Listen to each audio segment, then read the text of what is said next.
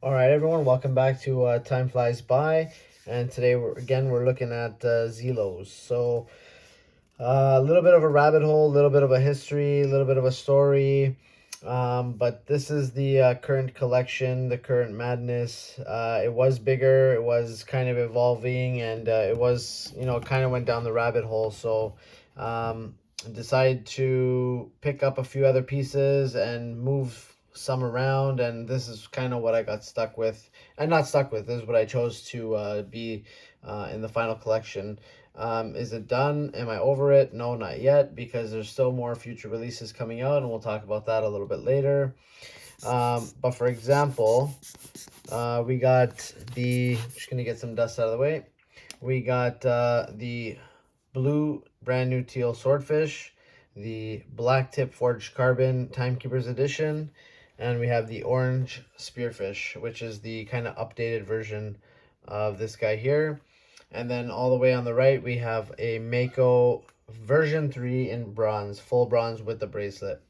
And then wrist check for the video, I am wearing the Zelos Comet. So not a dive watch, as you can see on the table. Yeah, so this video came up just because on the Zelos Facebook market, not market group, the Facebook group, the Timekeepers Edition. There was a few guys on there, a few buddies of mine saying that they haven't seen enough reviews of certain watches. So I know these reviews are all over. There's really other good channels that are doing good reviews on them, but he was looking in particular for one of them. So I wanted to point it out, and I wanted to kind of compare the divers next to each other and all on their original bracelets. So first we'll get into the kind of introductory model of the line, and this is the swordfish. So you got your fully stainless steel bracelet. This one doesn't not have the coating on it, which again we'll talk about later. But as you can see, I bought this white watch for my wife as a present, and she is enjoying it, as you can see. It is getting a lot of good marks on it. I told her not to worry about it. Just wear it as if you would wear, one of your bracelets or, other pieces of jewelry. These things can take a beating. As you can see there on the bezel, the laminating process is coming off a bit. Elshan from Zelos is aware of that, and he is ordering me a new bezel. He said there was an issue with the laminating process, and the coating over the sapphire insert is kind of peels off. So it's not a big deal to me. I don't mind it, but he said he's gonna replace it anyway because he's cool like that. One of the best in customer service, pretty much anywhere, in the industry. So fully stainless steel bracelet, case 316L. It's got that classic swordfish look to it, as you can see. Got the nice swordfish on the back. I believe this colorway, it's they only made this one's 117 of 150.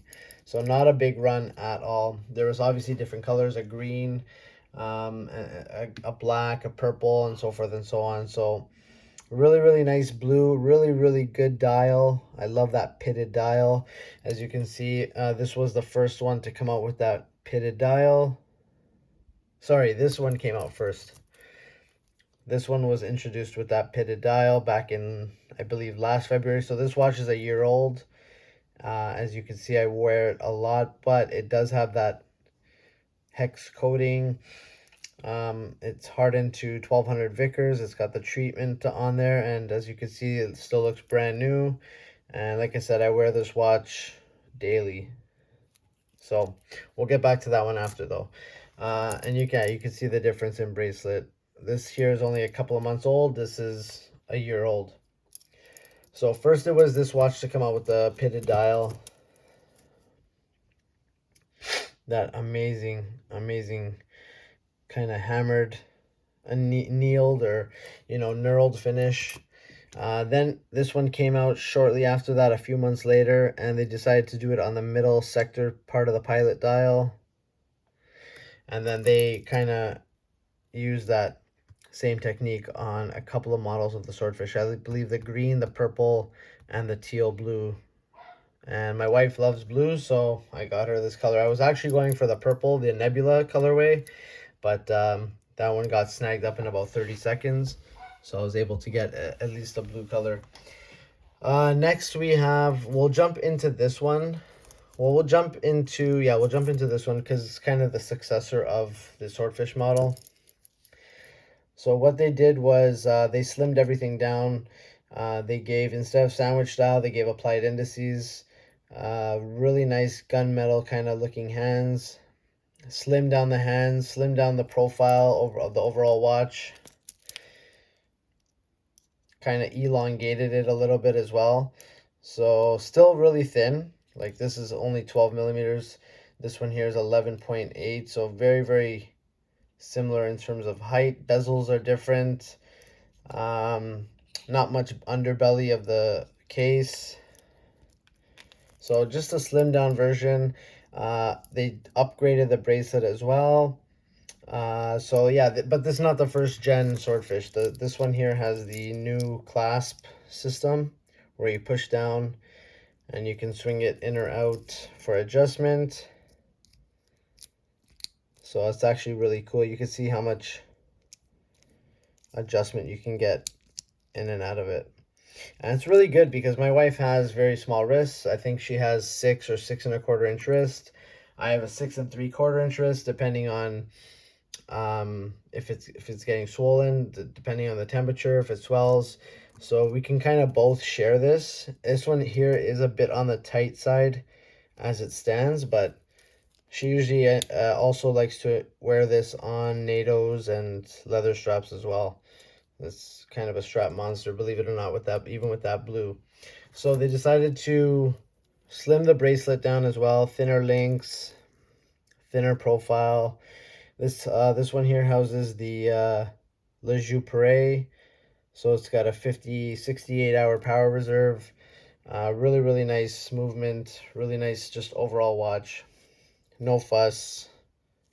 The dial, it can be loud to some people, but it's a muted burnt orange, and I really, really like this dial a lot. This clasp here is like the 2nd or 3rd generation of adjustability in the Zelos line. So you can see how much adjustment you get there. This is actually, I prefer this one to the new one. I just like this overall clasp. Nice and thin, easy to adjust, and yeah, just infinite adjustment. They all feature the quick release system here, even on their bracelets, which is extremely cool. I'll show you on the swordfish. So really, really cool how it has that feature, you know, straps on and off in a heartbeat. All right, so that's the swordfish and the spearfish. Really, really nice watches. And then next is the black tip. So the black tip came out before both of those models. And this here is known to the Facebook group as the King. This is the king of the Zelos watches. This is a new modern style skin diver. Look at that profile. Very, very nice profile. Beautifully integrated lugs. This is how you do lug fitment to the case. Speaking to you, Seiko, mostly. Just absolutely beautiful. The transition, the gap, no movement, no play. Also coming with quick release spring bars. All these are 20 millimeter bracelets. They do have minimal taper, but the bracelets are super comfortable. This one here is a H-link style, and it's just a joy to wear on wrist. So it just drapes, it feels like a piece of jewelry on your wrist. And this one here is the forged carbon dial. This was a special edition, only available to the Facebook group members, and it says there in the corner, Timekeepers Edition. And how many did they make of these? This one is, again, 150. This is number 94. And there's a nice picture of the Mako. Beautiful, beautiful case back. Yeah, date at 6 o'clock. That beautiful writing right above the 6 o'clock date window. Cathedral style hands with a twist. They're like squared off markers, with that nice beautiful pop of orange on the second hand. Actually, you can see the Lume pip there is kind of patinaed. It has a natural kind of fade to it. I believe when it was brand new, it was kind of more of a white, lighter cream to match the indices. But it's turned out to be kind of like like an actual patina, not faux patina. And then you have the 200 meters water resistance underneath the black tip. So applied indices, applied logo, just a beautiful, beautiful watch. But my favorite thing about this loomed crown, but my favorite part is the just the slim kind of sculpted case, the mid case. It's just absolutely perfect. There's so many skin divers out there, but this one here I think is my favorite. This watch has saved me thousands of dollars, because before I got this I was looking at the Oris, I was looking at a couple other skin divers, I was looking at the Squale, but this here I just stumbled upon, and yeah, just absolutely beautiful. Love wearing it, so comfortable, and it's a beautiful watch. And it's very special because it's only made in very, very small batches. Like I said, only 149 other people have this watch, and to me that's special. These micro brands, especially out of Singapore, are doing such good things. Elshan has been killing it in the watch industry. What he's able to produce and pump out at a consistent rate, at extreme high quality, attention to detail, customer service, just getting everything right. So 41 millimeters. Both of these are 40 millimeters. So just really, really comfortable, wearable, enjoyable watches. So yeah, we're gonna look at the Lume later on, so please stick to the end. And if you're into Zelos watches, stick around as well, because there'll be more. Like I said, there's upcoming releases almost monthly. Like he lets us know what's coming. He gives us sneak peeks on the Facebook group. And it's him himself. Like the latest release was the tantalum, zirconium, titanium starfighter. And he hand treats in a frying pan or in an oven. He hand treats all the watches himself, and the finish that comes off of those are just stunning. They're fantastic. Okay, and then last but not least, we have the full bronze Mako stainless steel under part, stainless steel clasp, and stainless steel case back. Also a loomed crown, and there's a picture of the Mako. So I just say Mako on the last one? Not Mako, this is a black tip. Yeah, this one's the black tip, hence the name of the watch. This one here is obviously the Mako, and it's the version 3. And it's just a stunning watch, and again, a very, very special watch as well. Is this one limited as well? Let me see. Usually they are, but I can never remember.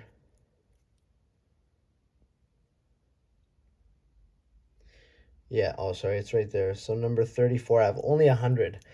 So only 100 of these out there. Full lume dial, full bronze bezel.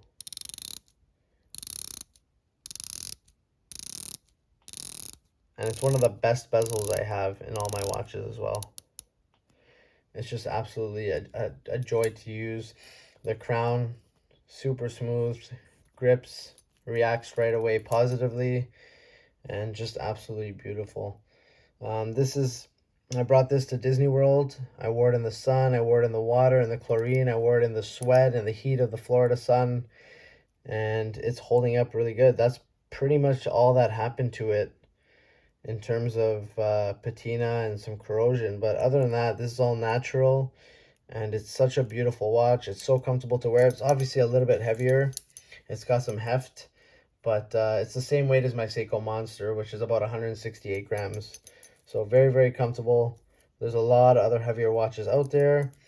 No special tricks here with the clasp, other than having 6 micro adjusts. And the clasp is developing really, really nicely as well. The links, and yeah. So let's get to the Lume shot, and we'll see what happens.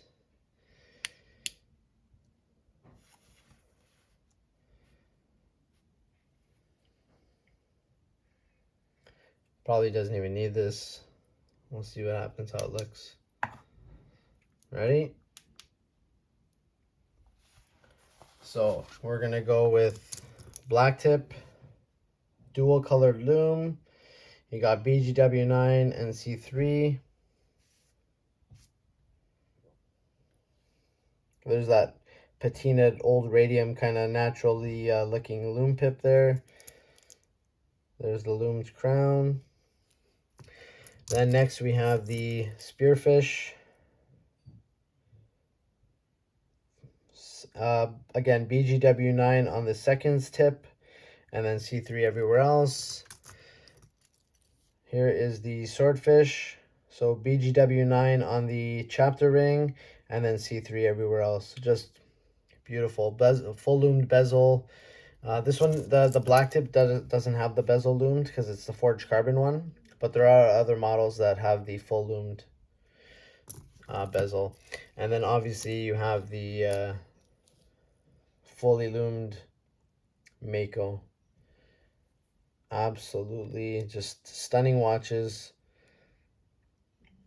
that he pumps out on a consistent basis, like I said, at a high level. So this was the Zelos video.